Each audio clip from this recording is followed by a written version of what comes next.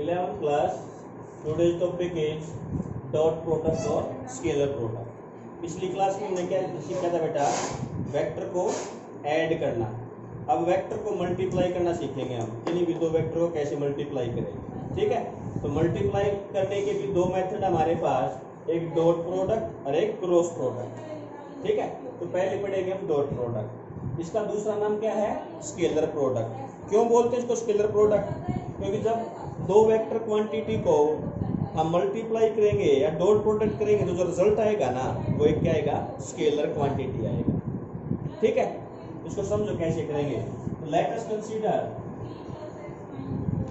A is vector which can be denoted as A x I cap, A y j cap, A z k cap. Vector B is equal to B x I cap, B y j cap, B z k cap. Okay. अब A dot B वो कैसे denote करेंगे? ठीक है. वैसे simply A dot B का result क्या आएगा? A B cos theta. ठीक है. A और B का मतलब क्या है? Magnitude of A into magnitude of B. A का मैग्नीट्यूड कैसे निकालोगे? मॉडुलस निकालना पिछली क्लास में सिखाया था.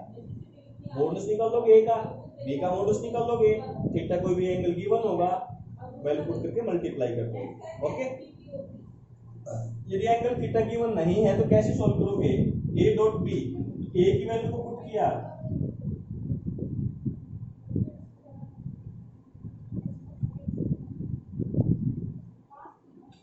फिर B की वैल्यू को पुट किया,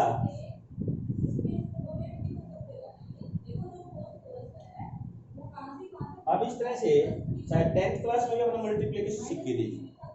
दो वेरिएबल की दो इक्वेशन हो तो कैसे मल्टीप्लाई करते हैं. तो क्या करेंगे?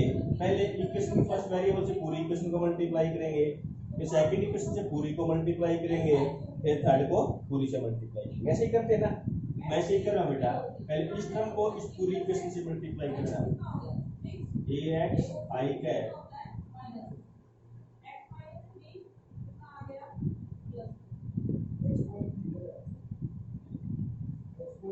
ठीक है, प्लस ay j कैप, ये आ गया bx I cap, by j cap, bz k cap, plus इसी तरह से करेंगे हम az k cap, bx I cap, by j cap, bz. ठीक है. अब देखो बेटा क्या करना है. जब इस ब्रैकेट को खोलेंगे तो एक बार इस टर्म को इसके साथ, इस टर्म को इसके साथ और इस टर्म को इसके साथ.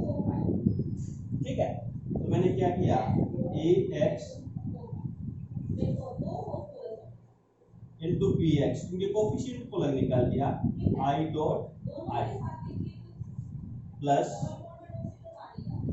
ax by I dot j plus ax bz I dot k. ठीक है. बेटा यहाँ तक लिख रहा हूं मैं, आगे इसको पेंडिंग छोड़ता हूं. इससे पहले एक चीज यूज होगी, यहाँ पर एक्सप्लेन कर रहे हैं हम. ये चीज बताओ, a dot b modulus of a modulus of b into cos theta. अब यदि मैं I डॉट I करता हूं, है ना, जल्दी बताओ I क्या है? I cap. I कैप क्या है? Unit vector in direction of x. तो ये यूनिट वेक्टर जिसका मैग्नीट्यूड कितना होगा? 1. इसका भी मैग्नीट्यूड क्या होगा? 1. तो इसके अकॉर्डिंग 1 इंटू 1 क्या आएगा? 1. अब बेटा दोनों के दोनों x डायरेक्शन में हैं तो इनके बीच का एंगल कितना होगा? थीटा. 0.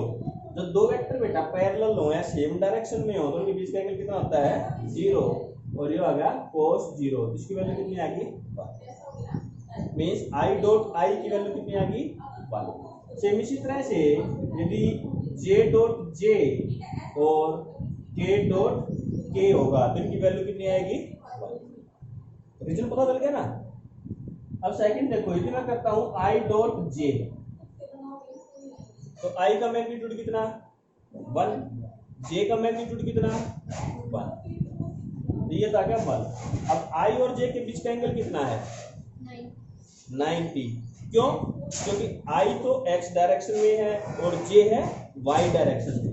यहाँ पे थीटा इज इक्वल टू आ गया बेटा 90 और cos 90 की वैल्यू कितनी आ गई? 0। इसकी वैल्यू कितनी आ गई? 0। मीन्स आई डॉट जे या जे डॉट के या के डॉट आई हो तो उसकी वैल्यू कितनी आएगी बेटा? 0। ये बात याद रखें। I dot I, J dot जे, के डॉट के, इसकी वैल्यू कितनी? 1। आई डॉट जे डॉट के डॉट आई की वैल्यू 0। बताओगे? अब देखो आप इसको सोल्व करोगे तो यहाँ पर आई डॉट आई गया ना, ये तो कितना आ जाएगा? एज इट इज, है ना। यहाँ पर आई डॉट जे कितना जाएगा? 0। यहाँ पर आई डॉट के 0। सेम इसी तरह से जब आप ये एक्सपेंड करोगे आप तो क्या टर्म बचेगी? A Y B Y J dot J. और तीसरी टर्म में करोगे जब क्या आएगा?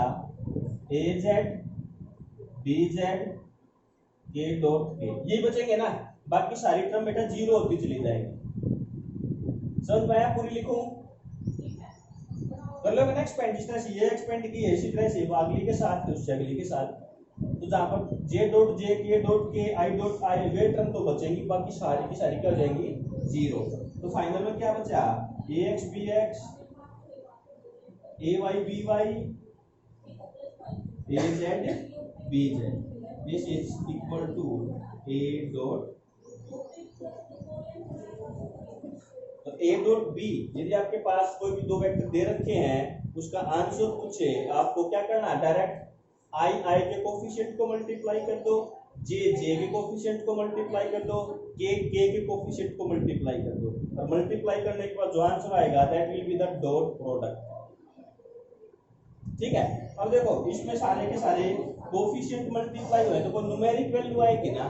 कहीं आई जे की कोई डायरेक्शन का जिक्र है? नहीं है। ये क्या आएगा? एक स्केलर आएगा, इसलिए इसको स्केलर प्रोडक्ट भी बोलते हैं। ओके। तो बेटा इस टाइप के न्यूमेरिकल पर 4-5 तरह के आते हुए क्वेश्चन। ठीक है। तो 1 बाय 1 मैं एक्सप्लेन कर रहा हूँ एक क्वेश्चन को, और वे क्वेश्चन जरूर से जरूर करने हैं और उसके अलावा भी कर सकते हो आपने करने हैं। तो सबसे पहला जो न्यूमेरिकल आता है वो कुछ इस तरह का कि आपके पास कोई मिसिंग वेरिएबल होगा और उसको पूछेगा। For example question number 2 page number 4.24, आपके पास vector A is equal to है 2i cap plus lambda J cap plus A cap, और vector B is equal to है 4i cap minus 2j cap minus 2k cap. अब यहाँ पर क्या पूछा गया है? Find the value of lambda. Lambda की वैल्यू फाइंड आउट करनी है। गिवन क्या है? ये बोथ परपेंडिकुलर। परपेंडिकुलर का मतलब theta is equal to 90। Perpendicular का मतलब theta is equal to 90। Okay. अगर दोनों के दोनों परपेंडिकुलर हैं तो क्या आएगा बेटा? a dot b is equal to 0। Perpendicular के लिए क्या आएगा? a dot b is equal to 0। तो आप इन दोनों को मल्टीप्लाई करने के लिए डॉट प्रोडक्ट पुट करोगे,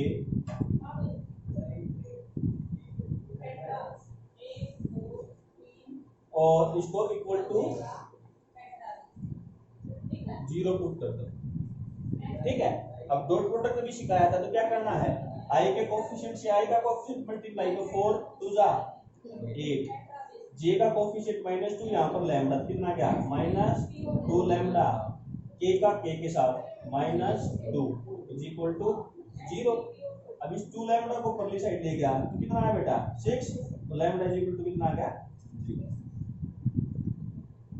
ठीक है, तो एक टाइप के न्यूमेरिकल ये है जो आपने करने हैं। सेकंड,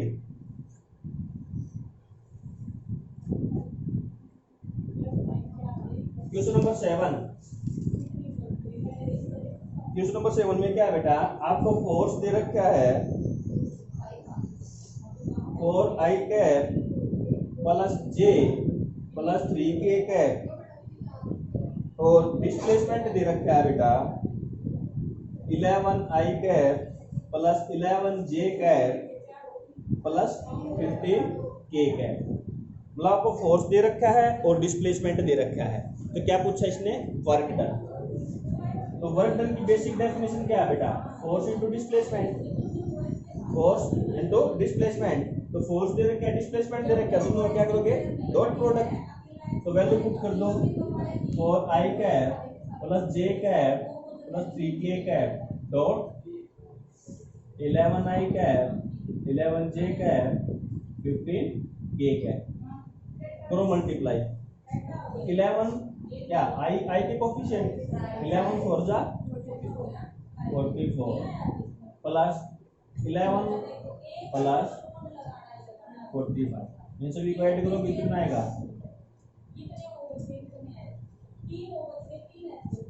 ठीक है ना। तो इस तरह के न्यूमेरिकल आएंगे।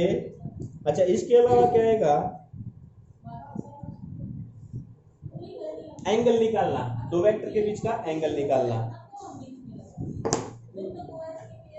क्वेश्चन नंबर फर्स्ट में क्या दे रखा है, थीटा फाइंड आउट करना है और vector A is equal to है I cap plus J cap plus K cap और vector B is equal to minus I cap minus J cap plus 2k। ठीक है, अब एंगल निकालना, तो अभी हमने एंगल के लिए क्या पढ़ा था बेटा, आई का formula a dot B is equal to A B cos theta. तो क्या करो, पहले a डॉट बी निकाल लो, उसके बाद a का मॉडुलस b का मॉडुलस। तो पहले मैंने a का मॉडुलस निकाला, तो क्या आया, i का कोफिशिएंट का स्क्वायर, j के कोफिशिएंट का स्क्वायर, k के कोफिशिएंट का स्क्वायर, 1 का स्क्वायर 1 का स्क्वायर 1 का स्क्वायर, कितना आ गया बेटा। अब b का मॉडुलस निकालूंगा तो -1 का स्क्वायर -1 का स्क्वायर प्लस 2 का स्क्वायर, तो 4 और 2 6। ठीक है, अब a डॉट b की वैल्यू निकाल लो, a डॉट b निकाल लोगे तो ये कोफिशिएंट मल्टीप्लाई होंगे, इसका कोफिशिएंट इससे मल्टीप्लाई किया कितना आ गया -1, इसका इसके साथ किया तो -1 और इसका इसके साथ किया तो +2, है ना। तो कितना आ गया 0। अब वैल्यू पुट कर दो, a डॉट b की वैल्यू कितनी आएगी बेटा, a की √3 b की √6 is equal to cos theta. अभी साइड पर भी साइड आएंगे तो 0, तो cos theta is equal to 0। cos किस एंगल के लिए 0 होता है, 90 के लिए, it means theta is equal to 90। ठीक है, तो इस तरह के डॉट प्रोडक्ट के न्यूमेरिकल प्रैक्टिस करने हैं। Next topic is cross product. Next topic is cross product, और इसको क्या बोलते हैं हम, वेक्टर प्रोडक्ट भी बोलते हैं। वेक्टर प्रोडक्ट क्यों बोला, कि जब कोई भी दो वेक्टर हैं उनका क्रॉस करेंगे तो जो रिजल्ट आएगा हमारा वो भी क्या होगा, एक वेक्टर क्वांटिटी हो। ठीक है, क्रॉस प्रोडक्ट को बेटा क्रॉस से डिनोट करेंगे, डॉट को डॉट से डिनोट करते हैं। ये ए बी साइन थीटा होगा, वहां पर क्या था, A B cos theta. Okay, अब जो बेटा सी एक वेक्टर क्वांटिटी है, इसकी डायरेक्शन भी होगी, है ना। इसकी डायरेक्शन को हम राइट हैंड थंब रूल से देंगे या राइट हैंड स्क्रू रूल से देंगे। तो राइट हैंड थंब रूल या राइट हैंड स्क्रू रूल क्या कहता है, ये मान लिया वेक्टर ए है और ये मान लिया वेक्टर बी है और इनके बीच का एंगल कितना है, थीटा। ठीक है, तो कैसे निकालते हैं, इस the right hand we will put our right hand on a vector and fold the finger in the direction of theta. Theta इस डायरेक्शन में ना, तो फोल्डेड फिंगर इस साइड हो, तो जो थंब है, thumb give the direction of C, result C. प्रथम कार है, दोनों perpendicular, direction of the C is perpendicular to A and B, perpendicular to A and B. Clear? कोई दिक्कत है यहाँ तक? अब इसको सोल्व करने का तरीका क्या है बेटा? यदि एंगल दे रखा है तो बेटा भाई ए का मॉडुलस निकाल लोगे, बी का मॉडुलस निकाल लोगे और सोल्व कर लोगे। ठीक है? यदि नहीं गिवन है और आपको वेक्टर इस फॉर्म में दे रखे हैं A X I cap, A Y K cap, A Z K cap, vector B is equal to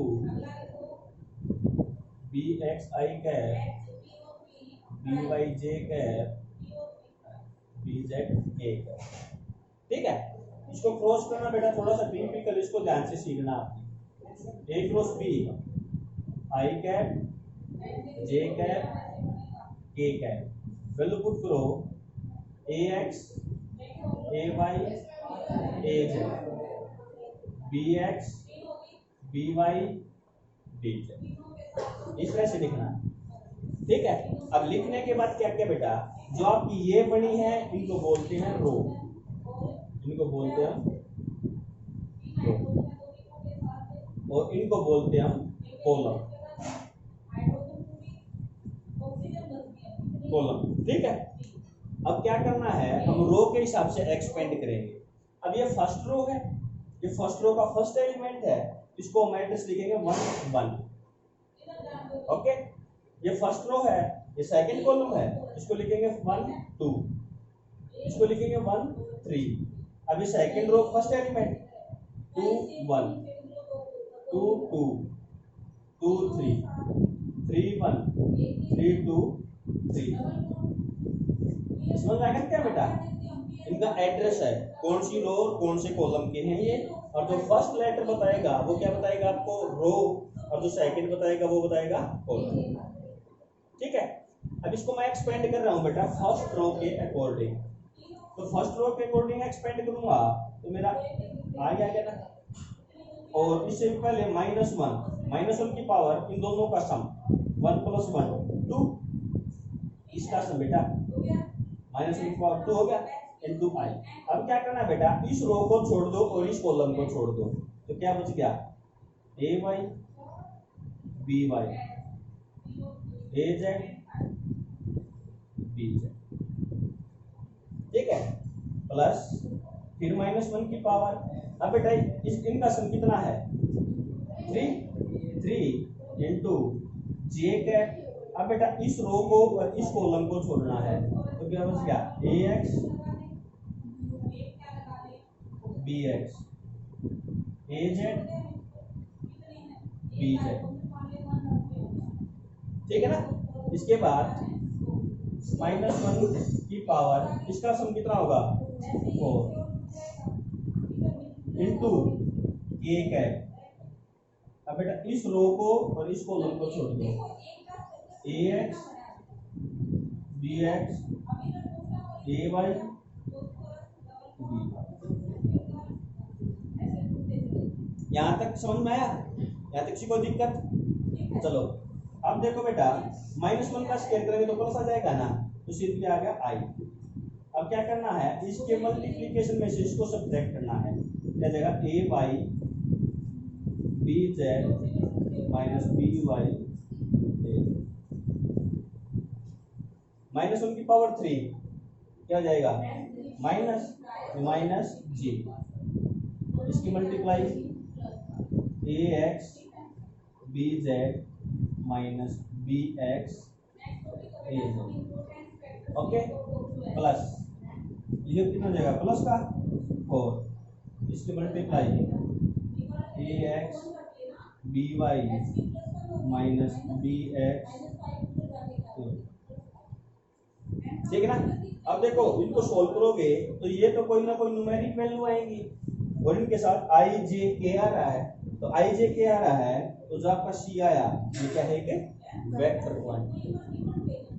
okay? यहाँ तक किसी को प्रॉब्लम? अच्छा, अब यहाँ पर आप क्रॉस प्रोडक्ट करोगे तो बेटा एक चीज और सीखने को मिलेगी आपको, आई क्रॉस आई जे क्रॉस जे, के क्रॉस के। अब देखो आई डॉट आई, इस वैल्यू पुट करो, इनका कोफिशिएंट कितना हो जाएगा 1, और आई आई के बीच का एंगल कितना है 0, और साइन 0 की वैल्यू कितनी आ जाएगी, साइन 0 0 है ना। इसी तरह से जे के बीच का एंगल कितना है 0, साइन 0 की वैल्यू 0। इसी तरह के है ना, इनकी वैल्यू कितनी आएगी बेटा 0। ध्यान देने की बात है, वहां पर आई डॉट आई की वैल्यू 1 आएगी, यहाँ पर आई क्रॉस आई की वैल्यू 0 आएगी। ठीक है, अब इसके बाद आई क्रॉस जे, जे क्रॉस के, और के क्रॉस आई। ठीक है, इनकी वैल्यू निकालने के लिए आप ऐसे ही करो बेटा, आई जे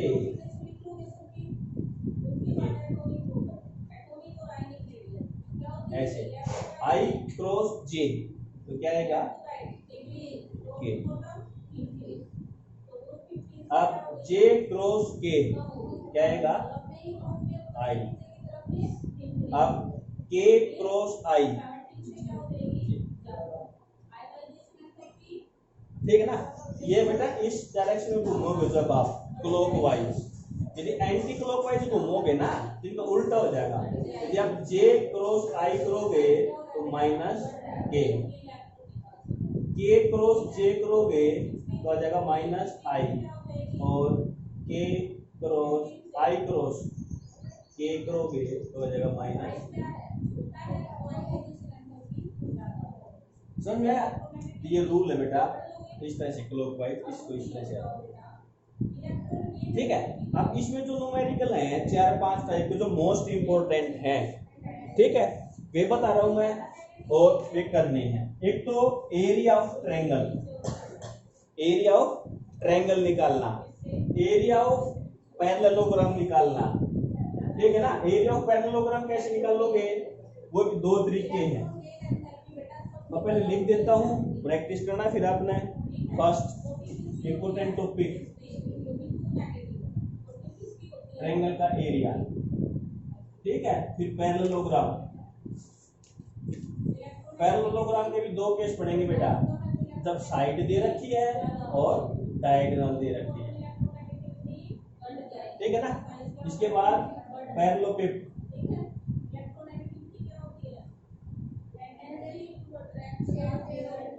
का वॉल्यूम निकालना, ठीक है। ये देख लेना, आपके सिलेबस में है नहीं लेकिन क्लोज प्रोडक्ट में आता है। इसके बाद वही missing variable, missing variable for example x की वैल्यू निकालो, जब निकाली थी ना पहले लैम्डा की, 5 थीटा की वैल्यू निकालना, ठीक है। 6 ये बताना गिवन वेक्टर्स आर पैरेलल और नॉट, पैरेलल और नॉट, ठीक है ना। तो 6 तो मोस्ट इंपोर्टेंट टाइप के न्यूमेरिकल ये तो करने ही करने हैं, ठीक है। अब मैं करवाता हूं आपको जितने मिलते हैं हमें।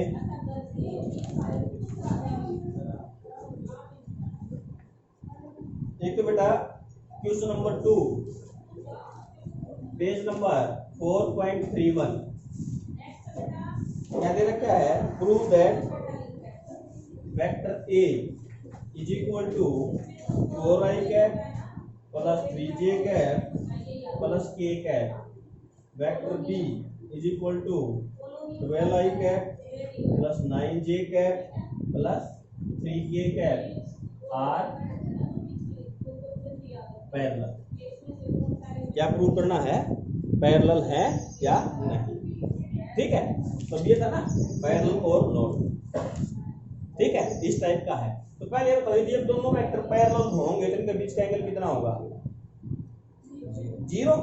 इसका मतलब ये पैरेलल है तो 0 है, और साइन 0 की वैल्यू कितनी होती है 0। इट मींस इन दोनों वेक्टर का यदि मैं क्रॉस प्रोडक्ट कर दूं, अगर 0 आएगा तो पैरेलल है, अदरवाइज नहीं है ना। तो मैंने क्या किया, a cross b, i j k 4 3 1 12 9,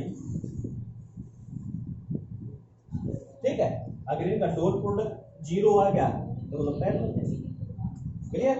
तो निकालो बेटा, पहले आई, तो ये रो छोड़ दी, ये कॉलम छोड़ दी, इन दोनों की मल्टीप्लाई में ये माइनस किया, ये दोनों कितना आया 3 into -9, 9 minus 9। अब ये रो और ये कॉलम छोड़ दिया, 4 3 जा माइनस, ये दोनों कितना आएगा 0, तो 0 अगर तो है पैरेलल। ठीक है, तो फर्स्ट टाइप का न्यूमेरिकल है ये। सेकंड टाइप का देखो,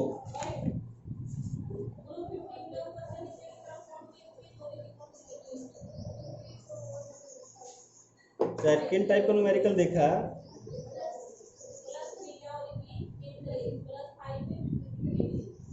question number 5, find a unit vector which is perpendicular to ए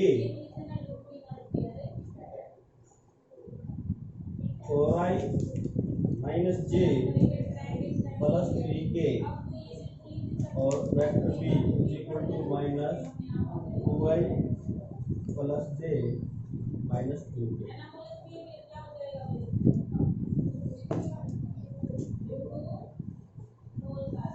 इसमें क्या करना बेटा, unit vector perpendicular to A and B ये बताना है। कोई भी एक वेक्टर ड्रॉ करना है जो ए और बी के परपेंडिकुलर। ठीक है, तो जस्ट इससे पहले हमने पढ़ा था कि जब मैं ए और क्रॉस बी करूंगा, ए क्रॉस बी करूंगा तो एक वेक्टर सी आएगा, सी ए और बी के परपेंडिकुलर होगा ना। अब क्या करो, सी का यूनिट वेक्टर निकाल दो, तो सी का जो यूनिट वेक्टर आएगा वो ए और बी के परपेंडिकुलर होगा बस।